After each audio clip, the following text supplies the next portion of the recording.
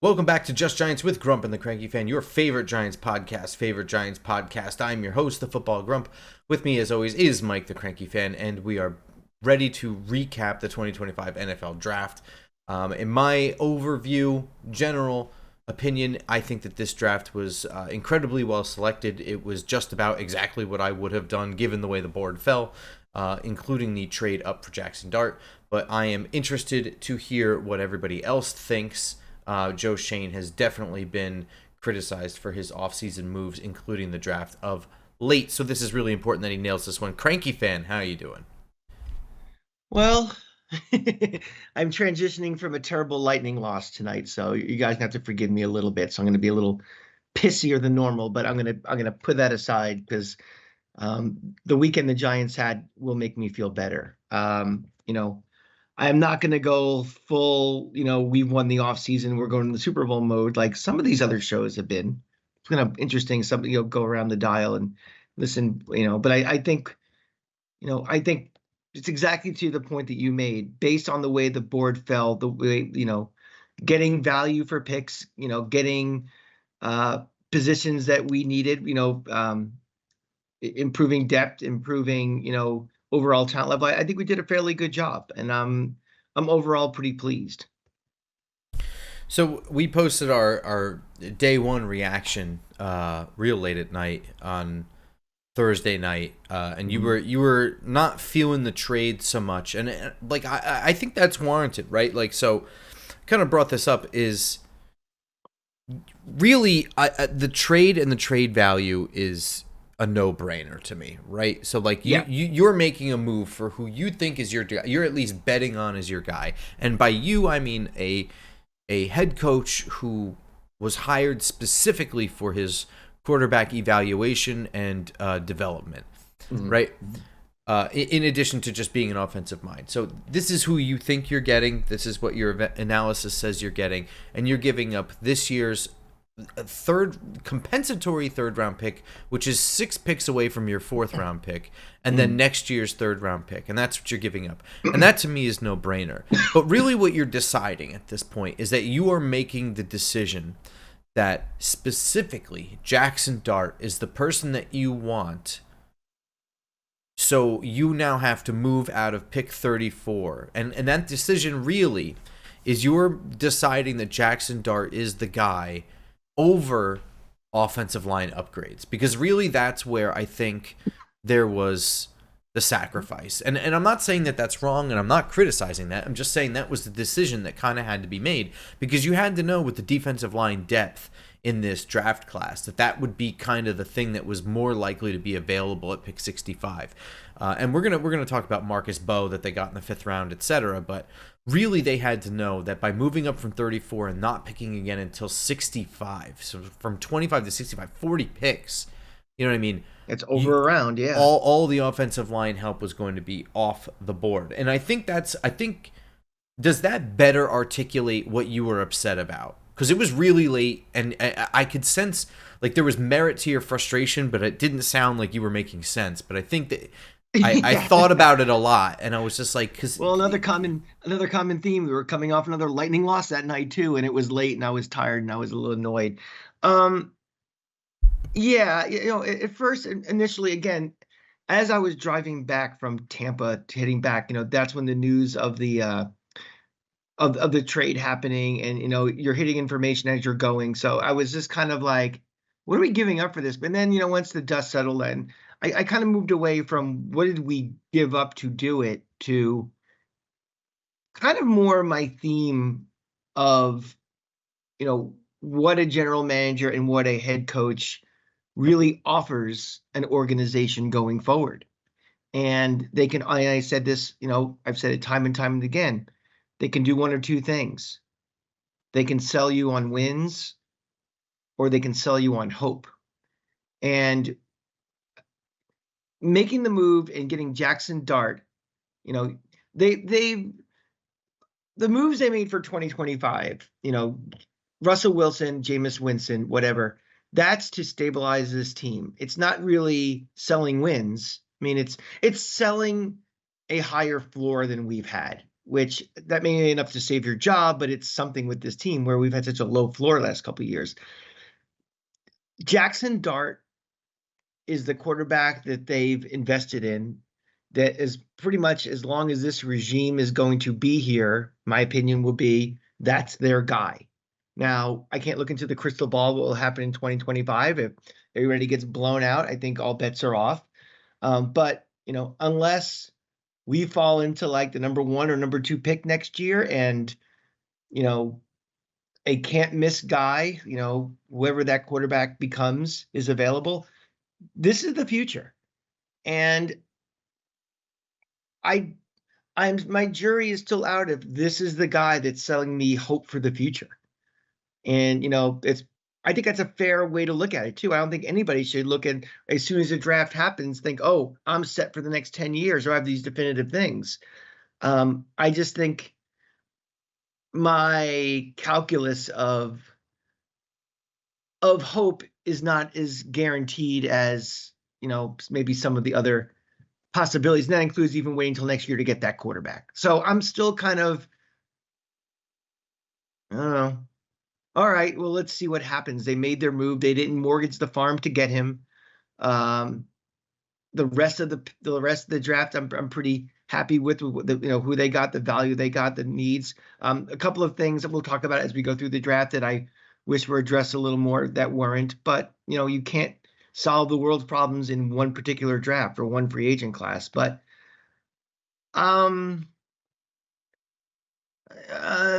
maybe I'll get there, but I think I need to see. This is going to be a question that'll be answered. I don't think this today or this week or this month, but more, 2026, 2027. So what the hell did you just tell me? How do you feel about him? God damn it. I said a lot, didn't I? Yeah, but I feel like I understand nothing about how you feel about him. Just nothing. He's a big unknown. That's what you came up with? No, okay, the short answer is, if this is the guy we're investing in, I'm not very, I don't have as much hope that this guy is going to be the difference maker and the franchise guy going forward. Okay, so you don't think he's going to be the difference maker? I do not. Okay, interesting. I could foresee a path in which there is enough success with Jaxson Dart that you feel like so I can foresee a situation over the course of the next couple of years where there's enough success with this team between what Jaxson Dart is capable of doing, what Brian Daboll is able to do with him, and what Joe Schoen is able to assemble with a roster, that they survive Jaxson Dart. Right? Like there is a pathway in which his tenure, they're perennially just over 500. They make the playoffs, but he just doesn't play well in prime time. And, the big games, he sort of chokes like he got in Kirk Cousins. But, is that enough to be like, well, then we scrap everything? Like, everyone lives and dies with Jaxson Dart. Yeah, I don't think right. so. You know what I mean? Like, I don't think so. I think at that point, you start looking at everything else. And it's like, even for what it's worth, Josh Allen hasn't won shit either. Like, I'm not trying to say anything negative, but right? But Josh Allen is a guy who he's not even been to a Super Bowl championship level team every year for the last several years. They've never won it. So I mean, a level getting to the conference championship. Sure, game. I'm just saying, like, what? But what I'm saying is the gap between Josh Allen and what I'm describing. Someone who gets to the playoffs every time and then, maybe wins the divisional round, but then chokes or wins a wild card, chokes in the divisional round, or, just isn't enough. Or maybe you make the conference championship one year, but, maybe the defense basically was really Eli good that Manning's year. career without the 2 Super Bowls. I guess. Well, no, Eli Manning only won one playoff game. That's what I mean. He won none. That's what I'm saying. Like if he'd only been to the playoffs, 2 other times? Lost in the first round to the Eagles and lost in the first round to the Packers? Yeah, but I think we're pinning too much on record and playoff success on the quarterback. No, too. I understand. What I'm saying is I can foresee a pathway in which Jaxson Dart isn't the guy. Mhm. Even here's sort of a comp. Imagine the first 2 years, the first 3 years of Mark Sanchez, but stretched out over, let's say, a 6-year career Yeah. with the Giants, okay? Where, Mark Sanchez made a conference championship twice. Now, was that all on his shoulders? No, but did he perform well enough? Was, whatever. Yeah. Something comparable. I at least I'm saying I foresee a path in which the regime doesn't die before moving on from Jaxson Dart. But it does feel very much like a boomer bust style selection, right? Like, I can see that pathway, and I don't want to say it's not likely, but everything in my gut tells me that this is such a boomer bust pick. And I have good feelings post pick about him, the person. He seems, for as aggressive as he is on the field, he seems pretty level headed, talking to people. Yeah. You know what I mean? Like, that, I don't know. I feel like I'm just getting some comfort feelings from listening to him talk, and the more I hear about him, I'm not hearing anything that's like, I don't know about that. You know what I mean? Yeah. And first of all, I don't care. I don't care if Jaxson had the exact same personality as Daniel Jones and Eli Manning, I could care less. I know a lot of people are like, "Oh, it's refreshing. He doesn't have that personality. He's more like," that doesn't mean anything to me. That was the same argument Jets fans made when they chased Todd Bowles out of town. Yeah, one of the other podcasts who I'll name nameless was like, "I love this draft just because now these guys have, they have dog in them." Well, everybody has dog in them. That's just trying to pull the narrative to say like you just were happy with the picks. I guess like this was maybe the fan in me and a little bit of irrationalness to me, and tell me I'm completely crazy with this, but the last 3 years or ever since the playoff run, we've been really bad. We've been unwatchable bad, and through circumstance, we came out of that with Jaxson Dart. You kind of hope that as bad as we were, and like, in week 15, we were going to probably get the number 1 pick, and, it didn't happen and stuff. And the year before was really bad. Also, we had a lot of Tommy DeVito time, unwatchable offense, just dreadful against, division teams and stuff. And going through that, we have Jaxson Dart. I mean, I was hoping we'd come out of that experience with someone I can say, and again, a lot of that is, circumstance. Like, unfortunately, this was not a top heavy quarterback draft year. I get that, but last year was.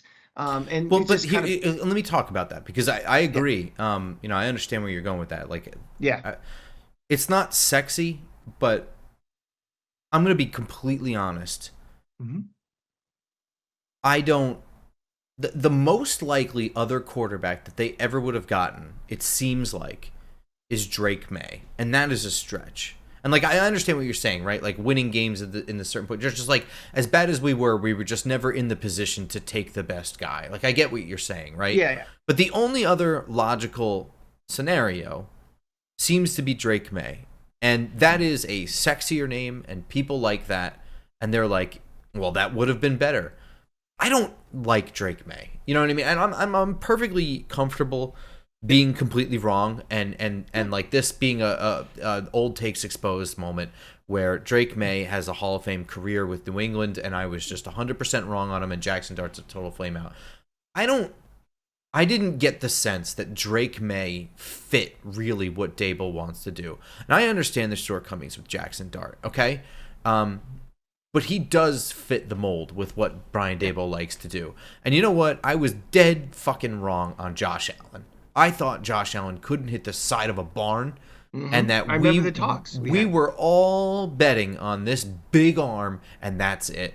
But there was more to it, right? Like, there are stories about Josh Allen, the person, the character of guy, going back to like high school, about how hard of a worker he is. And this wasn't a guy who was a 7-star recruit that went to Alabama and whatever. He worked his way up, and he had to bust his fucking ass. You know what I mean? Right. And that's why Josh Allen was able to correct the things that were so wrong with him.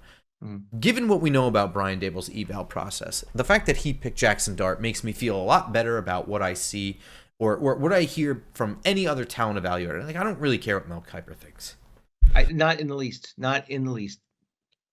The guy's that guy is a showman trying to enhance himself and his brand. Well, I mean, I'm not even trying to, like, I'm picking him. It could be anyone, Mike Mayock, whomever. Right. I care that the head coach, who's the quarterback guy, wanted this guy. That means a lot to me, and it validates what I see too, looking at the film. Like, we talked about Drake May last year. I just didn't care. You know what I mean? I was getting legitimately excited day of, when it was like the hype was getting a little bit like they might trade with the Patriots and get him, even though it didn't make any sense. But Right. that for me was just hope being sold. You know what I mean? Yep. This Yep. to me, I feel it doesn't feel like, maybe I'm being sold and I don't feel it. You know what I mean? Like, you meet a good salesman and, like, And let me preface something too, where I'm going into this with a 100% open mind, because a lot of people, like all the Daniel Jones people, did not like the draft pick. Basically, Drake, um, Daniel Jones had a foot and a half in the grave already with those people, that they were against the pick and they didn't like him from day one, and they were all kind of secretly hoping that he failed to prove themselves right. I am not in that camp at all. He is now the future of the New York Giants, and I am not at all going to be like, I told you guys so, or I don't have that feeling at all. It's like, let's roll and let's see what happens with him. So I think a lot of people that, we asked a question the other night on the late night show, what do you think people thought of this? And it seems like it's more positive than negative from people, which I think is better than the Daniel Jones, pick. I mean, obviously there's different reasons for that and all, but um, I want him to succeed, I definitely don't think it was a bust pick or stupid pick or anything. I just was like, I'm a little just, I guess, like I said, underwhelmed by what happened. I'm not underwhelmed by the process of what we did. I think the process, we made our calls last year and this year to try to trade up if we could. We listened to offers, and they got their guy this year. They felt that fits what they want to do. And I'm glad. I will give Mara credit that he let them make their pick. He let them make a pick that fits what these guys are looking for, because I don't care about hot seats and all that nonsense.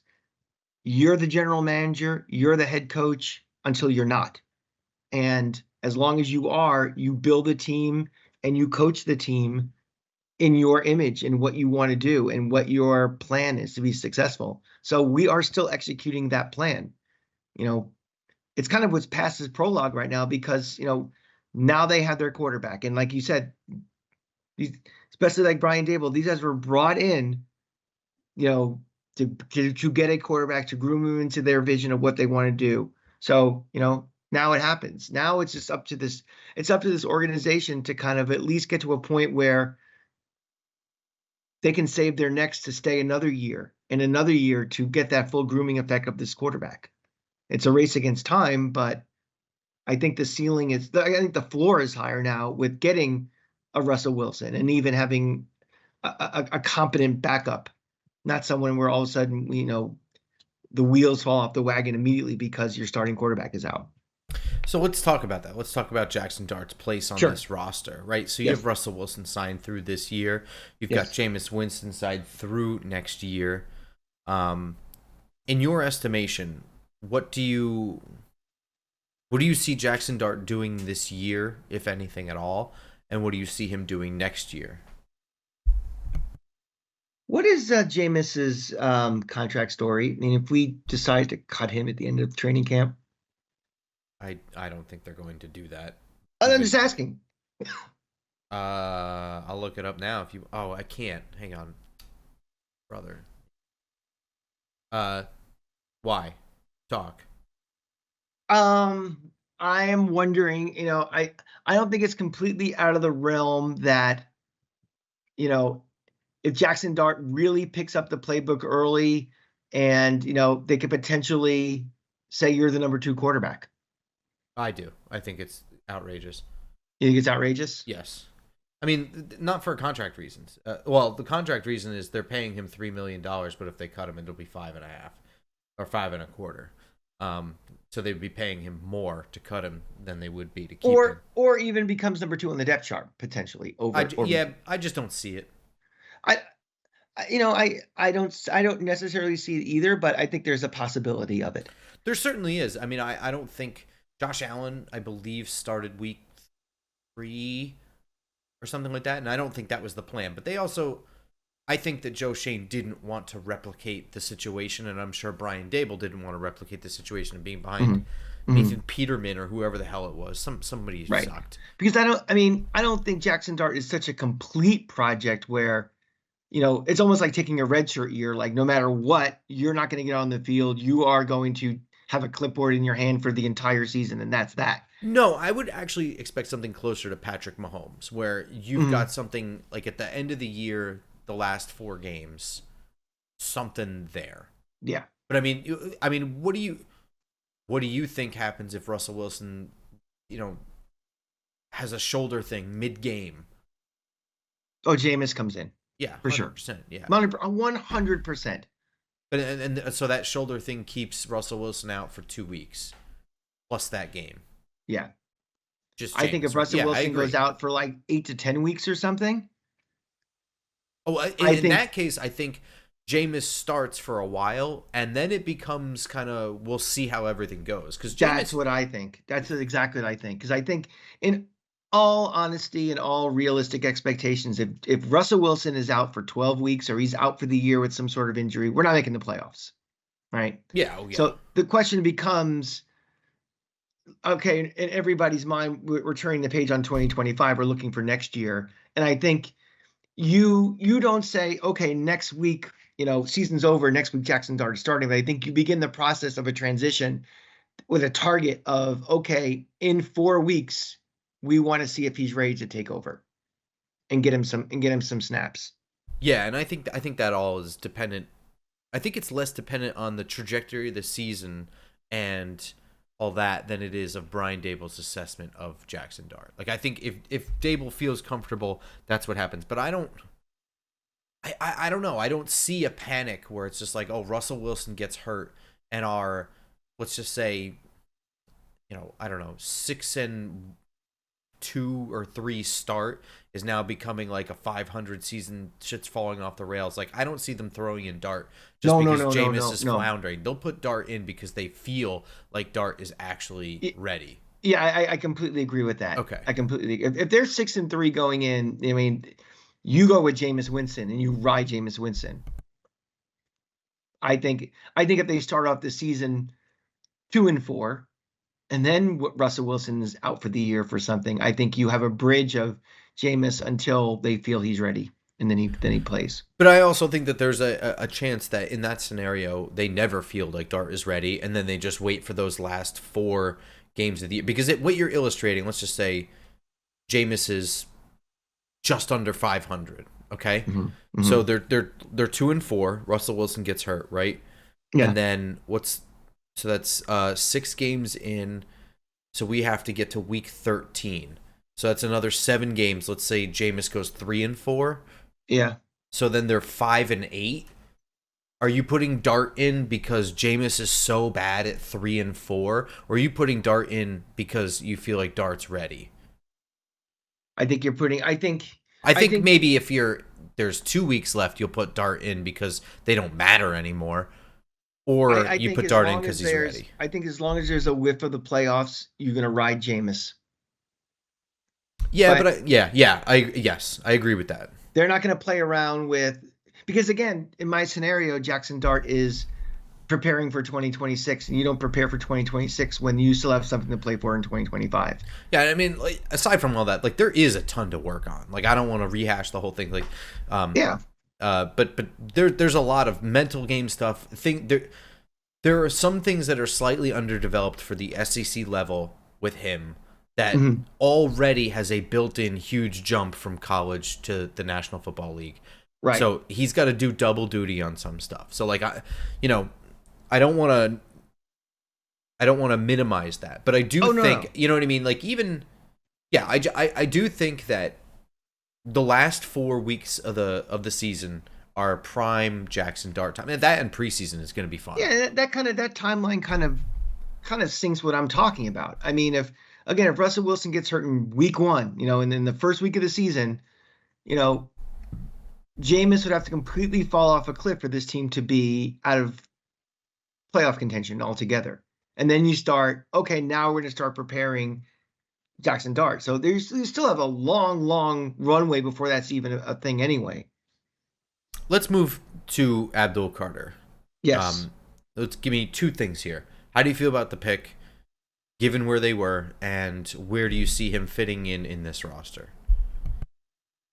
I think it was. I think it was the perfect pick for that. I think you get the best player you can, and he's the best. He was the best player on the board at 3. Might have been the best player at 1.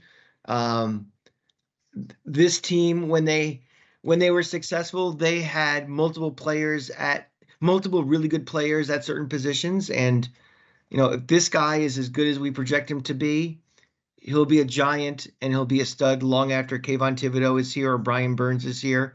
He's a foundational piece.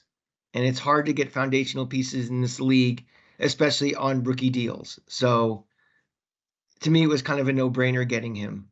I think he's part of the rotation right away. And I think, players get hurt all the time. I think you'll see him more and more. I think, there'll be somebody's going to tweak a shoulder or something, and he'll get more snaps than you expect early. But I feel very comfortable with him coming in right away and being, an impact.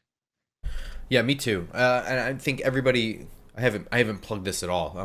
I'm a bad friend here. But I spent the entire weekend on Bobby's show, Giants Nation show, saying this over and over and over again to the point where like people in the comments are like, enough already. But this is a situation where I think it's double addition. Like, you get addition just because Abdul Carter is such a good player. But adding him to the rotation of your starters, Kayvon Thibodeau and Brian Burns, it makes them even better because they're not playing the 80% snap share that they were. And not only that, like the dip off from when they are on the field is going to be pretty close. Like, even with the stuff he's got to learn, and he's pretty raw. You know what I mean? Like, with only 1 year of experience. But and let's go second level of that too. If they're much more effective, they're going to get the stop on third down. It'll be less longer drives and less total snaps that the defense has to be on the field anyway. Correct. Well, yeah. I mean, that is going to be somewhat up to the offense to move the chains. And I honestly think that throughout all the years here, like, the only time it felt like the defense was getting some breaks was in 2022 when the Giants offense, again, they didn't score a lot of points, but the way they were able to function on offense were, they controlled especially clock. the second half of the year, they really controlled clock. Right. We remember that Bears game where they were just play action, everything was on the ground. Right. That felt like that game was like 2 hours long. Right. Exactly. And yeah, so I think that the talent on this team can really flourish with the addition of Abdul Carter and, hopefully an offense that scores points that can help them and also just eats a little bit of clock. Are you the most excited about this pick? Absolutely. What did you think of him asking for 56? Yeah, I wanted to talk about this. I wasn't sure if you thought this was something. We talked about it, but I know your position. I think I've been on the record as, as much as LT meant as the player, I am not the biggest fan of LT the person. I think he's kind of a piece of garbage, to be very honest. However, I really commended him for his stance on the jersey thing. First of all, to me, it's almost an inflection of what the state of this team is altogether, where a rookie can come in. He's a rookie. Let me say that again. He's a rookie. Can come in and just like, oh yeah, LT, he's one to give the lip service of how great he is. He has no idea how great LT really was. He's just from age and, life experience. And, the Giants are not a marquee team anymore. So maybe their history isn't as known around the country as, some of these other teams. To ask, for anybody's retired jersey, I think it's a bad trend anyway. Retired means you may not agree with someone's retired, but they're retired. That means they're used anymore. And LT's answer was fantastic, and I loved it. I mean, they should actually put that on the wall. It's like an inspirational thing. It's like, go make your own legacy. I thought that was genius. And hopefully provides some motivation for Carter too. Well, so here's the thing. I 100% agree with everything you just said, actually. Mm-hmm. Perfectly. Number one, I actually respect retiring jerseys. So I don't agree with like 90% of the retired jerseys the Giants have. Like I think there should be very few retired jerseys. And Agreed. I understand like some of them are people who like I'm pretty sure like died in World War II, and you know what, I'll defer on those. There's two different types of retirement. Obviously a completely different thing. Right. But LT's jersey is retired because he changed football. He's the best Giant who ever played. He's the best Giant who ever played. There is a good chance that if you were to subtract the names Tom Brady and Jerry Rice, he is the best football player to ever play. Mm-hmm. It's very hard to think of another person to enter that conversation. If you think about in sports altogether, I mean, Babe Ruth completely changed baseball by the guys before him hit 9 homers a year and he hit 54. Mm-hmm. Completely changed the game. The way LT played linebacker completely changed the game. It completely changed how you build offensive lines. It completely changed passing concepts. It changed everything. Right.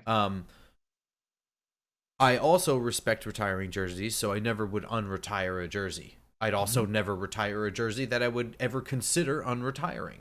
Right. The Giants, I don't agree with their decision on some of their retired jerseys, and I don't agree with the decision of unretiring a jersey for Malik Neighbors. And I think that it set the precedent to ask this silly question. And to LT's quote, I think it's perfect as well. And I think it was really well articulated in Netflix series Last Chance U, which is like a JUCO show, and they follow a JUCO coach around and whatever. And like these college players get like genuinely upset about like a number that they're given. And like, I don't know, the one coach, he summed it up like very, very succinctly. Players make the number, man. Like the number 56 literally meant fucking nothing until LT wore it. It didn't mean anything before LT wore it. He's the one who made 56 important. You know, Sean Taylor is the reason guys want to be 21. You know what I mean? Like, you know why Babe Ruth is number 3? Go be Abdul Carter, dude. Just go be Abdul Carter. Pick your fucking number, and then make some other kid that's growing up in the North Jersey area want to wear your number and want to be just like you. Go be that guy. Don't try and chase that thing. You know why Babe Ruth is number 3? No, elaborate. So, up until 1920, the Yankees did not have, nobody had numbers on the back of their uniform. And the Giants, he batted third? The Yankees were the first team to put numbers on it. And the guy who led off was 1. The guy who hit second was 2. Babe Ruth hit third. He was 3rd. Lou Gehrig hit behind him. He was 4. So it really meant nothing. It meant literally nothing. You know, now, players wear number 3 because, you I want to be Babe Ruth, or I want to be, A-Rod to later generation, or whatever. But you're right. There's no players make numbers. Players make their mark. Players, and you can emulate a player, but like Kobe Bryant will always, Kobe Bryant is one of the best basketball players of all time, but guys that are not in Camp Kobe say, well, Kobe tried to rip off Jordan too much, emulate Jordan too much. Be yourself. Be your own player. And, I just think it's one of these things where, player empowerment, they want to create their own brands for themselves. They want to be able to dictate where they play. They can remember now the college kid. We're in the first generation of college kids that I can pick up and move anytime I want in college. I'm going where the money's going to take me to. They're not bound by contracts like they are in the NFL. So they think they can get whatever they want by paying for it or just asking for it, and people will kiss their ass.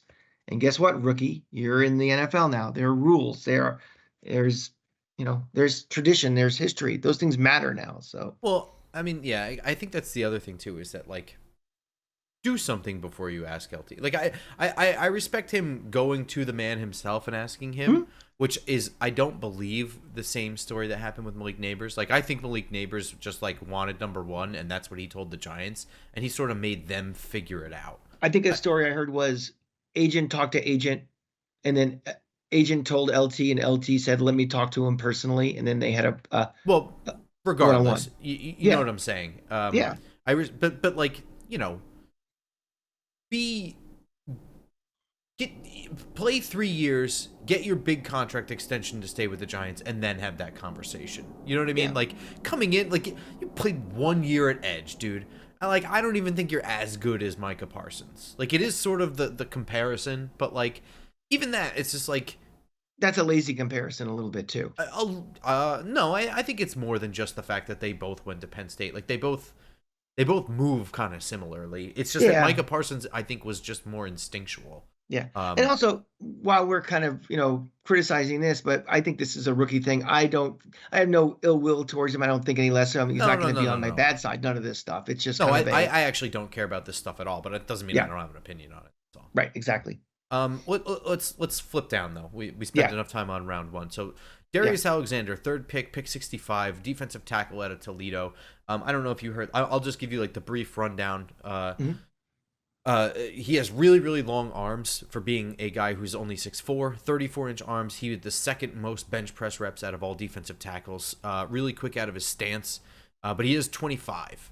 And there is still some kind of I feel like he just needs to make his hands be a little bit quicker and shed guys. Like he's definitely got the strength to bully guys, but he's just not separating from them quick enough sometimes, unless I, his first step is so fast that he blows past him. So what do you I think? am. I'm kind of done with he's 24 or he's 23 or even he's 25, and that just excludes me from my thought of him. I think the odds of drafting somebody, especially like in the third round, that you're going to re-sign him again, and he's going to be a 10-year guy.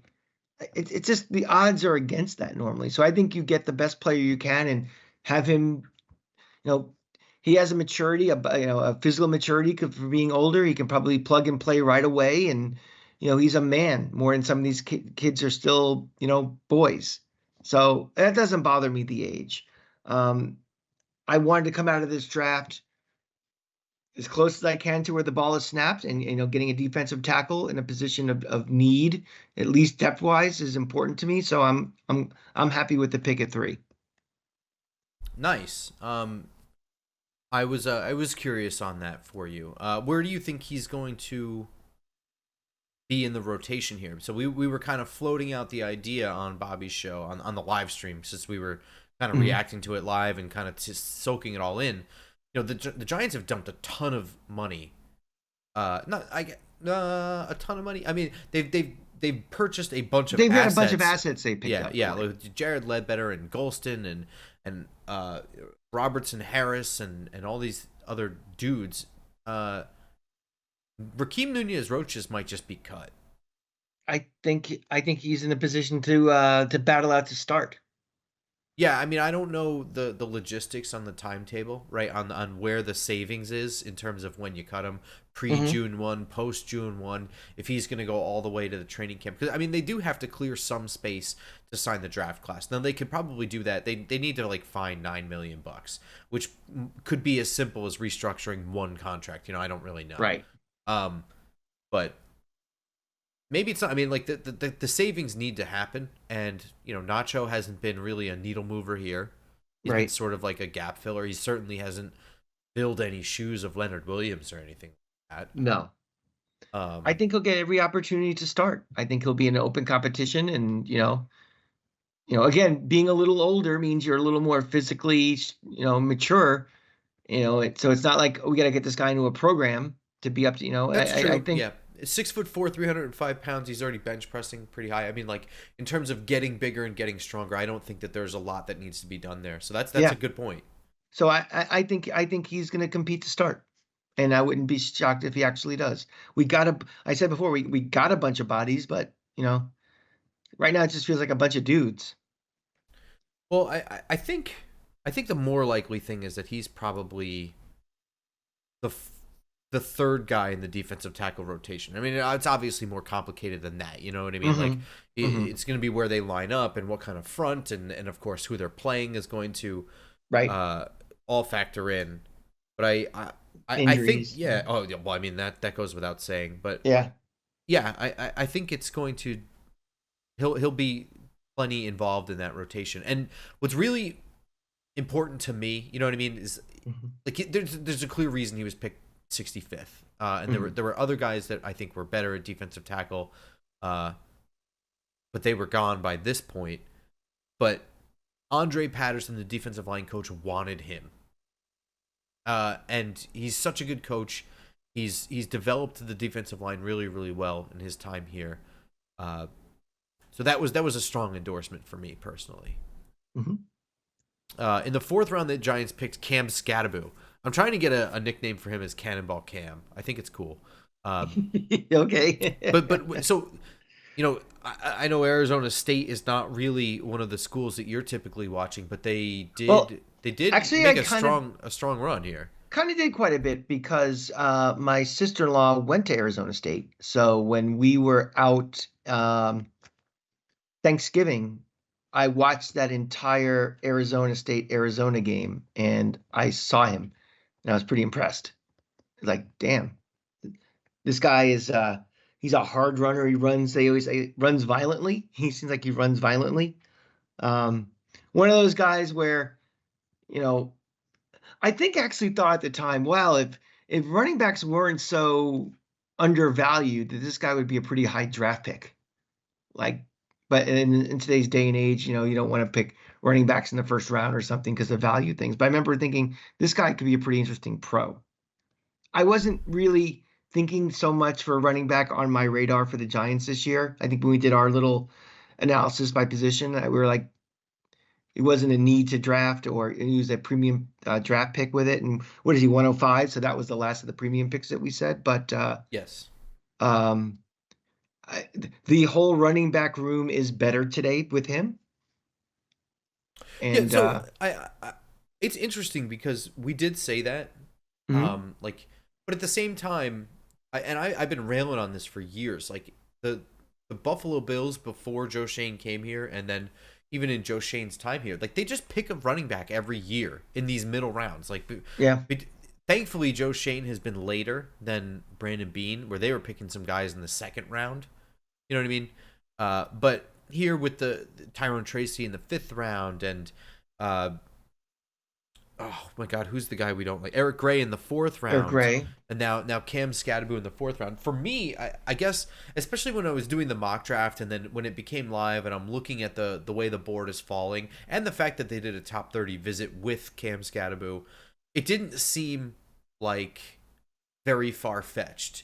But I Hmm. just didn't think that he was gonna be someone that they coveted. You know what I mean? Because like there's tons to like about him, right? 1,700 yards last year, 1,200 of which came after contact, which just doesn't even make any sense to me. Yeah. Um, and on top of that, he really is an excellent receiver out of the backfield. He has really really good hands, and he's a fluid runner, and he runs really well in space, and that's actually where you can maximize his bowling ball potential because you get him up against like smaller DBs, he's just gonna run through them. Hmm. But like, there's serious concerns with his lack of athleticism. Like, there is not a lot of like hip flexibility. There's not a lot of like jump cutting kind of things. He's not very fast. He's not very quick. He's he's averagely college fast, which makes him below average NFL fast. The Hmm. home run speed isn't there. It really is just like his elite thing is he can play all three phases, right? Like he can run between the tackles, he can pass block, and he can catch out of the backfield. So it doesn't change what you do on offense, putting him in the game, right? Just because he's a power runner doesn't really mean, all things are still on the table. He could catch a pass, he could be in there Right. for a deep pass, or maybe he's getting the ball between the tackles. That doesn't change anything. Um, and then the elite ability to just stay up. Um, that's really it. You know what I mean? Like it's kind of crazy. I just didn't think that this would be the kind of guy that Joe Shane and Brian Dable wanted.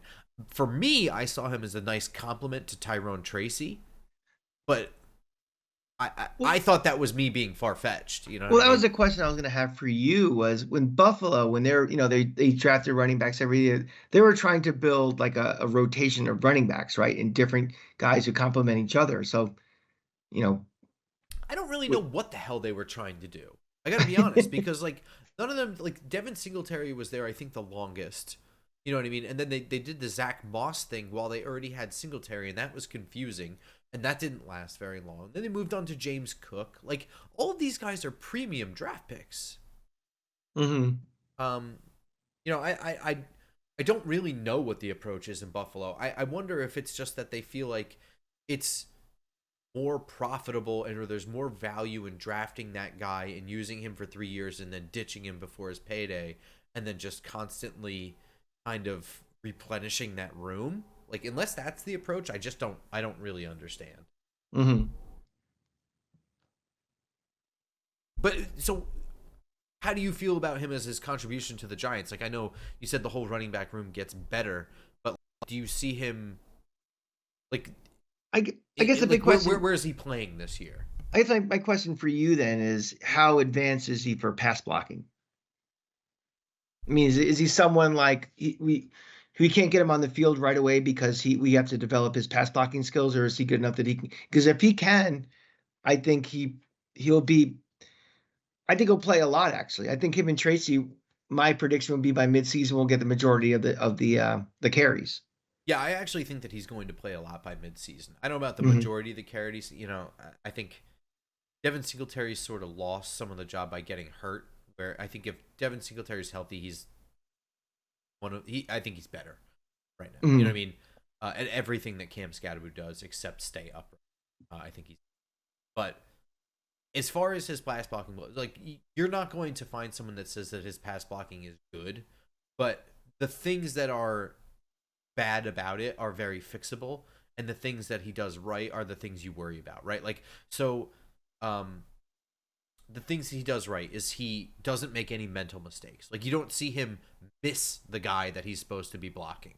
He identifies him quickly, and on plays where he's supposed to stay in the box to protect or otherwise leak out, he fully reads and understands. You know what I mean? Like, so the mental errors aren't there where you're getting someone with a clean shot at your quarterback.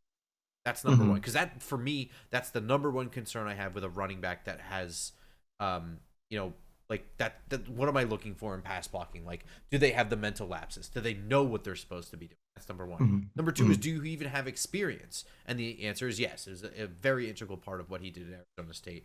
And number three is, do you square up? Like, are you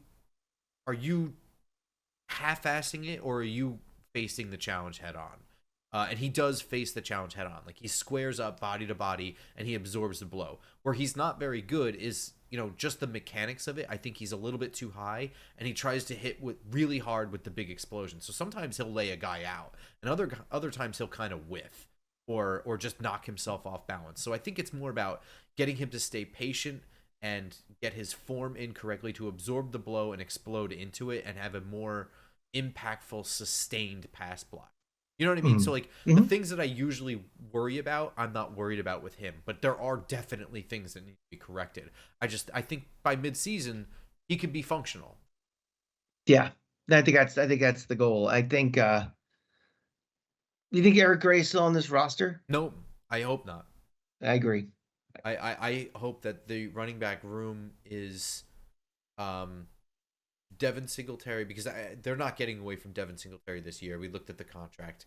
The Yeah, cap savings are next year, and I think that's what happens. Hopefully, and I that's mean, fine. I I think mean, you that's the want him on the hope. roster still. I don't want to jettison him, but I No, think not at his all. role gets more diminished. I think by again by midseason. Yeah, so I hope it's Singletary, Tracy, and Skattebo, and also with this rotation, I hope that it keeps some fresh legs. Like, I would not like to see Tyrone Tracy hurt, you know, Devin Singletary hurt, Cam Skattebo hurt, Yeah. nicked. I would rather see them nicked up constantly and being able to kind of shoulder the load and move the load Mm-hmm. around so that Mm-hmm. guys can get healthy. Yep. So the Giants finally got their offensive lineman in the fifth round at pick 154. Marcus Mbow, O lineman from Purdue, a guy that we saw at the Senior Bowl.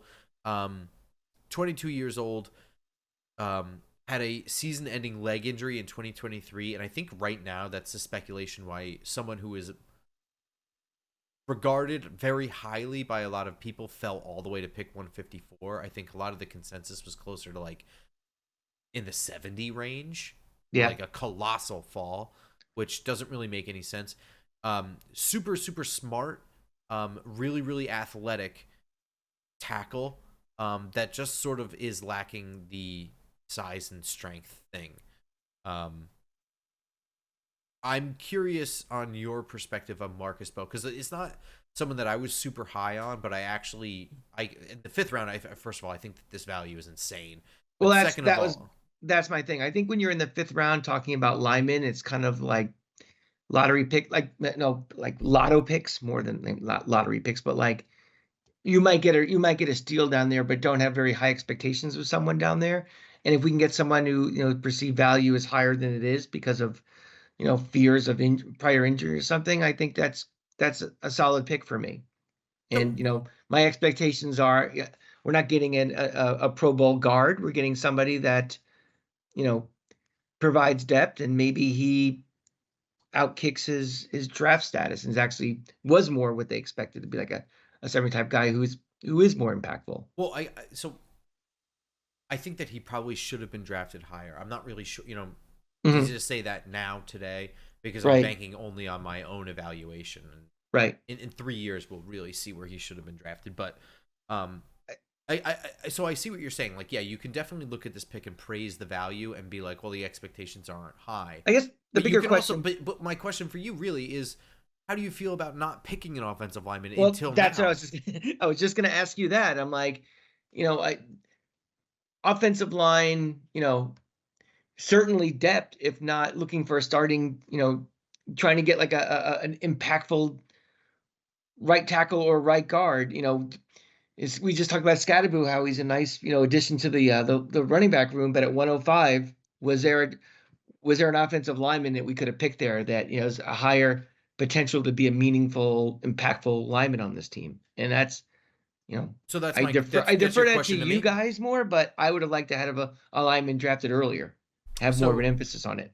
I'm gonna say I don't think so. I'm gonna quickly rifle Okay. through the draft right now while I continue to talk, Mm-hmm. because this was sort of my somebody somebody actually called me a negative Nelly with this, which I thought was a very tame take, which was just that the Giants had to prioritize something in this draft.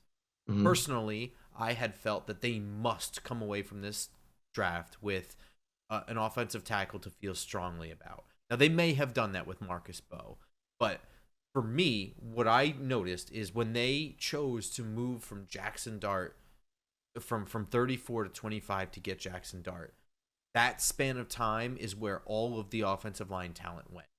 You know what I mean? Mm-hmm. So like from there all the way to pick 65, like you made a choice then that Jaxson Dart was per se more important than getting an offensive lineman, but he was. And I'm not saying that he shouldn't have been. What I'm saying is that it stinks because once you got to pick whatever 65, Mm-hmm. even then you just didn't have the same offensive line talent. What was stupid to not take Darius Alexander. I was prepared to be like, look, get some other defensive. I don't even care if this year I was willing to pass on the defensive tackle over an offensive tackle in this draft if you had to sacrifice a draft pick, right? Because Mm-hmm. you got Abdul Carter. Like Right. it's not a defensive tackle, but it's helping your defensive line. And there's things you can do where the improvement is a little bit universal. It's shared between the Right. two things.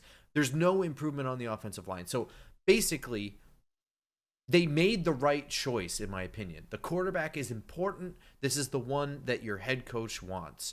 Once you got to pick 65, there was not an offensive lineman that I would have wanted more than Darius Alexander. Now, to answer your actual question, I flipped through here. There was absolutely no offensive lineman picked between 105 with Cam Skattebo and 154 that I would have picked over Marcus Mbow. There were a couple that were picked, but I'll name them to you and I'll tell you why I wouldn't have won. And Okay. it's real simple. Jalen Travis from Iowa State, I didn't watch him. So that's number one why I wouldn't have wanted him over Fair enough. Marcus Mbow, who I did watch. Mhm. Um, then you have offensive tackle Carson Vincent from Alabama A&M. I did see him. He was at the Senior Bowl and he had a few splash plays, but he was Mhm. also at the Senior Bowl with Marcus Mbow, who had far more and looked better. So I would not have taken Carson Vincent over him.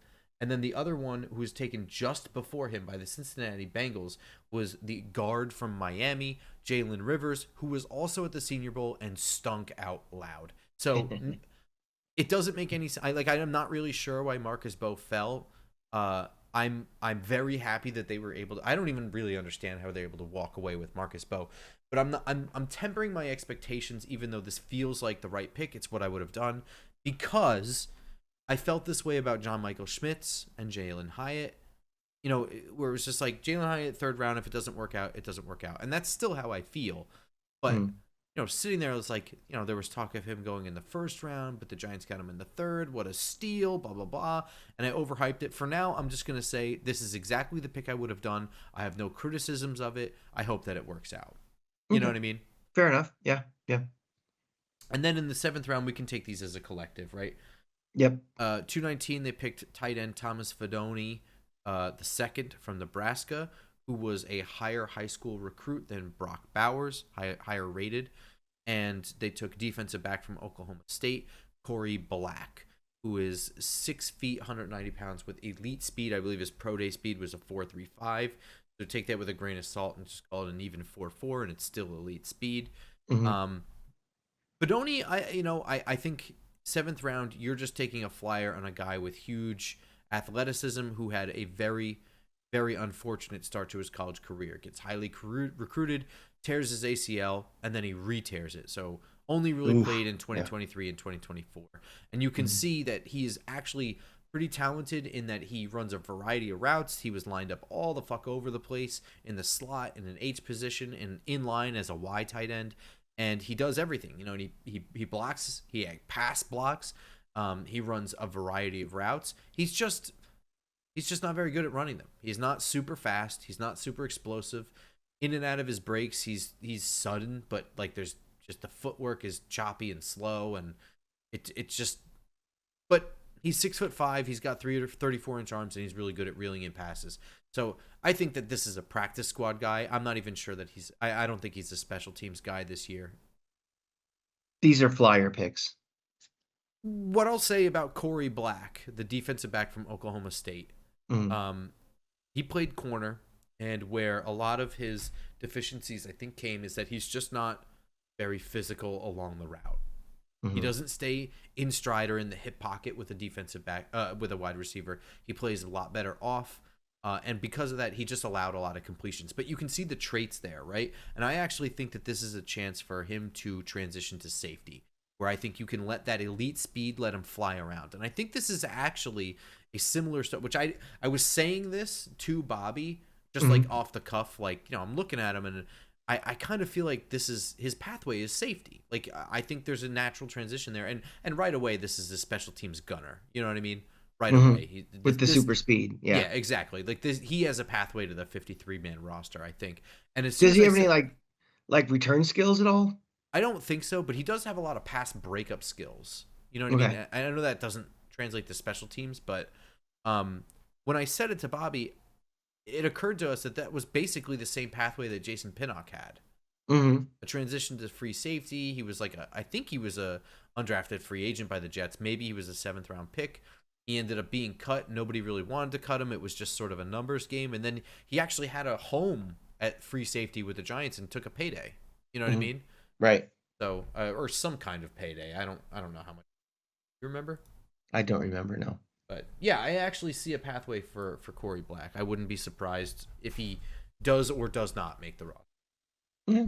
But again, we're not, staying up at night worrying if he makes it or not. Also, when you're drafting that low for a guy too. So. Well, I also think that they've built a roster where I don't have to give a shit.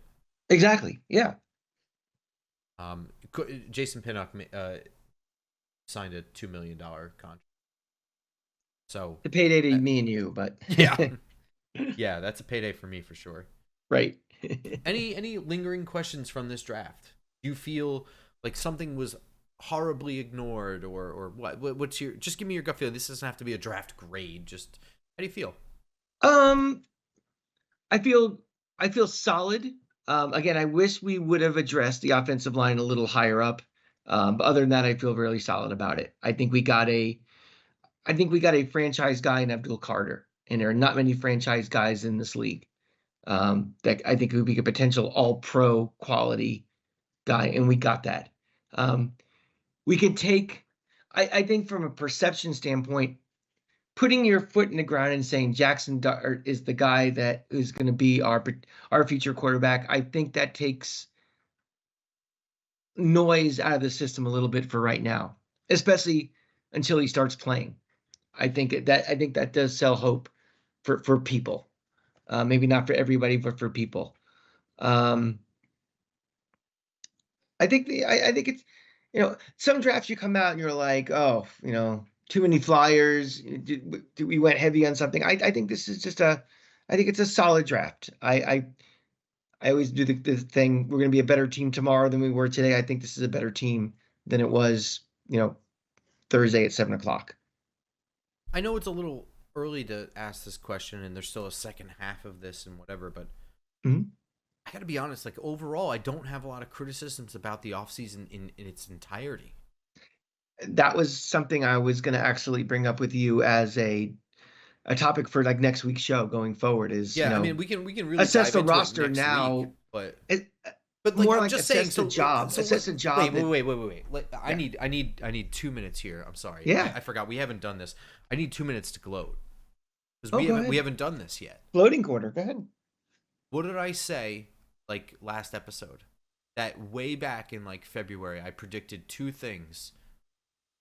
Oh yeah, we talked about this. Did we talk about this? You were going to get Russell Wilson, and we were going to draft Jaxson Dart. Jaxson Dart. Yeah, when you had the receipts too. Yeah. And it came to full fruition. So I guess it's hard for me to criticize this offseason, isn't it? I mean, like we'll really soak it in for next week, and we'll really dissect everything, and I'll see. Well, I guess there's two different things. You're being an accurate predictor of something, but were you happy with those predictions? Sure, it is, but yeah, I mean, we'll dig into that. But I think this team is there like a single thing that sticks out that's like, man, that was, oops. Other than that, or letting that happen, like, is there somebody who walked that I'm not thinking of that it's like, I shouldn't have let that happen?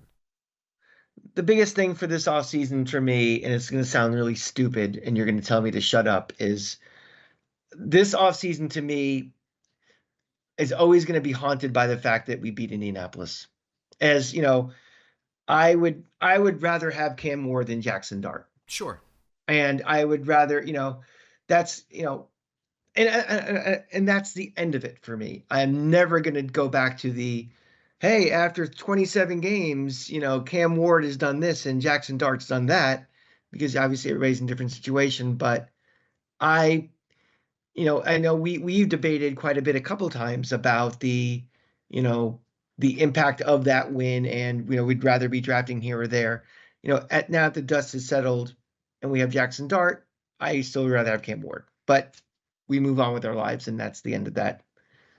So that's kind of the biggest what if for me with this draft. Yeah, it's fine because it's correct, but also I just don't know, like, what does everybody want? Like, that was a situation in which that they had organizationally decided to tank, and they still won a game. And that happens. Yeah. It happens all the time.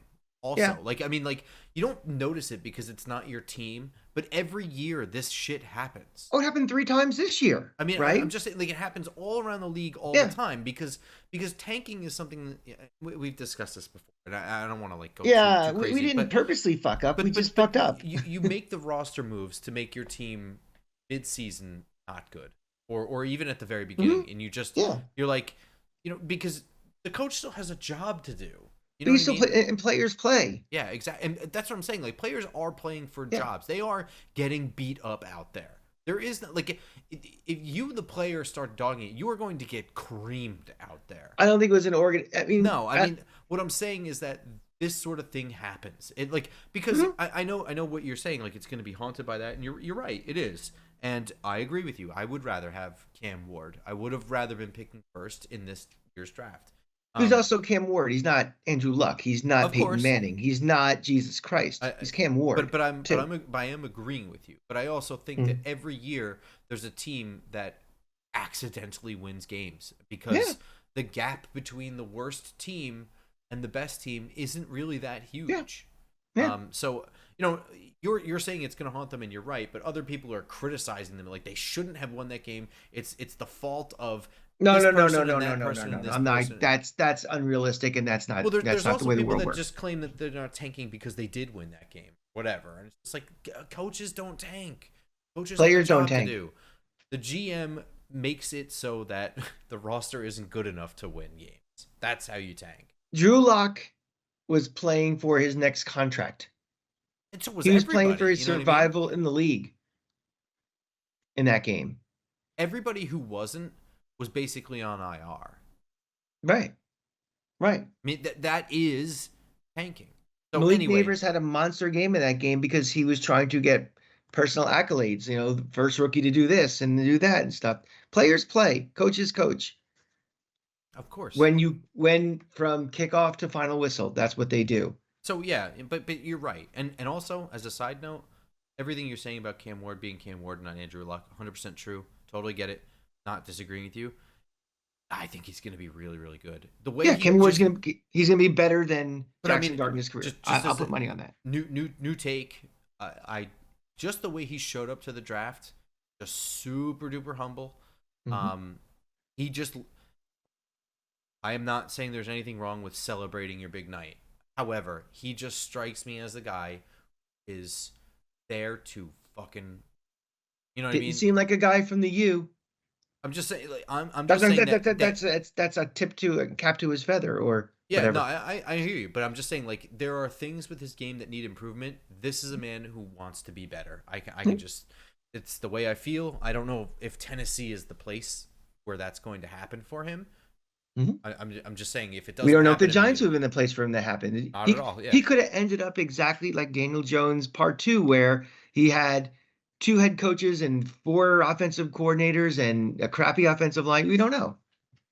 but yeah, I do think that I had another little vote of confidence in my mind watching him on draft night. Theme like this guy is he's like excited to get to work. He's ready to Yeah. like board the plane, get the install package. Let's get to work. I want to be a good quarterback. Like, Do you even want to tackle the Shador situation or don't even care? I mean, we're at the end of the show. We'll keep it brief. Yeah. I didn't expect the meteoric fall at all. When you hear the story that it seems to be the explanation, it's no surprise an NFL head coach doesn't want to deal with something like that. Yep. It is wild though that like he seemed to be completely off the boards for teams. Like Teams that needed quarterbacks. I think that's a what I little mean. bit Like, was like Pittsburgh moving on from him is just like that's the place where Mike Tomlin fixes those like yeah, those whatever character flaws or whatever you want to call that. or just high maintenance personalities. Let's call it that. Yeah, I mean I don't know, but it like just like hearing Dylan Gabriel's name go before is crazy. That was really nuts. And I was floored by Tyler Shugg. Like I'm not shocked that he fell out of the first round, right? Like I think both I'm not at all either. him and Jaxson Dart, if they weren't quarterbacks, they are second round talent. So I said that, and he was my second ranked quarterback. It's just hearing what you ended up hearing afterwards, it's just not surprising. You know what I mean? Like you show up unprepared for like a job interview essentially. Mm-hmm. And then not only that, when you get called out on it, you have a problem with being called out on it. Like it's just not surprising that head coach is like, I don't want to fucking work with them. I don't think I don't think the Dion factor was very much. I think it was him personally. I think the stories that he had a bad interview with the Giants. There was just stories of just the arrogance and just the that turns you off. The dad stuff, who cares? That's I don't think that having Dion over the shoulder is a big deal. I just think you come in and you rub people the wrong way, and they're like, something, you aren't. Again, you aren't Andrew Luck. You aren't Peyton Manning. You aren't someone where you can overlook that stuff. You're not Jameis Winston even. I mean, Jameis Winston He was the first overall pick. raped someone allegedly. And he was the number one overall pick because he had superior college talent and a skill set that, could become something transcendental. And Shador doesn't appear to have that. So you can't get away with, being your own guy and dancing to your own drummer and stuff. If you rub people the wrong way.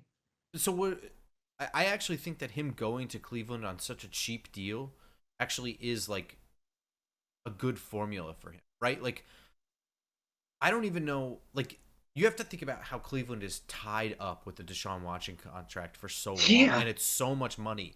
it's great for Now, Cleveland. yeah, and it gives him some time to develop. You know, I don't know what the coaching situation is going to be like there, and like if they're going to maximize his stuff or whatever, right? Right, But right. in terms of like, it still sort of makes sense, and like there's going to be pressure. There's okay with his name. There was always going to be pressure for him to start, no matter what the situation. Like if he came to the Giants, even with Russell Wilson and Jameis Winston, I think there's Oh, more pressure to start Shador Sanders than there is Jackson Dart. Do you agree oh with my that? God. Yeah. Yeah, that feels right to me. I maybe I'm wrong, but that feels right. I think there'd be a very solid camp that's like he needs to start right now. He's better than, completely unfounded things, almost like, you know, I'm all in on this guy. Be damned with the facts or be damned with what I actually see. I'm just all in. So there's going to be pressure for him to start no matter where he goes, but I guess they're um I don't know. They're stuck with Deshaun Watson Yeah. financially. So like as long as he's like healthy and ready to go, Well, is he gonna be ready for the I start of the season? I have no idea. Do you know? I'm not sure if he actually is or not. I don't know either. But don't I they mean, they have Joe Flacco there. They they have literally Kenny Pickett is there. They have like 100 quarterbacks. yeah, There's they signed two guys and drafted two guys, so that makes me think that he's not going to be ready. That's true. Yeah. But nevertheless, I mean, I don't know. I Well, I think I guess think we if he also goes anywhere signed two else, like quarterbacks and we drafted one too. So if he goes to Pittsburgh or New Orleans or Las Vegas, like there's a ton of pressure for him to play. Like or even to the Giants, right? Like there's a ton sure, of or even the Jets. All of these franchises, I think there's a ton more pressure to play because what's in front is such a bigger question mark and the need is so much there. With Cleveland, it's like you do have even if Deshaun Watson's not ready week 1, like you're stuck with that contract for years. So and he's also still gonna have to beat out Deshaun Watson to get the job. teams like the Jets, teams like the Raiders, they're as interested in their own marketing as they are actually being better on the field too. You know, the Jets, they're as interested in being on the back page as they are with wins, and they want to own the town and be the talk of the town. So yeah, that's why he would probably that's part of their thinking of where he may be starting and accelerated, a starter. I mean, that's why they get guys like Aaron Rodgers and Brett Favre and you name it down the line what that team has done. I think it would be a cool story for him to have a pretty good career following this. Um, Sure. I mean, I think we all felt the same 20 years about Aaron Rodgers when he dropped in that draft. yeah, but he dropped 20 places or something like Yeah, that. this is He dropped this 2 is days. unprecedented. I mean, this is you have the president of the United States sending out messages saying this is bullshit. I mean, Very that's odd. that's insane. All right, I Like, think that's going to do it for this. yeah, once we start getting into that Rubicon, I think we're done. Um, we'll see you guys all next week with our sort of undrafted free agent names, if there are any to kind of discuss, any new news that we hear. I know that the spring mini camp is coming up soon, but it won't be before then. So we will probably discuss just the off season in State general, of the roster, yeah, where we're getting. and we will see you guys next time. Until then, go Go Giants. ahead, Giants.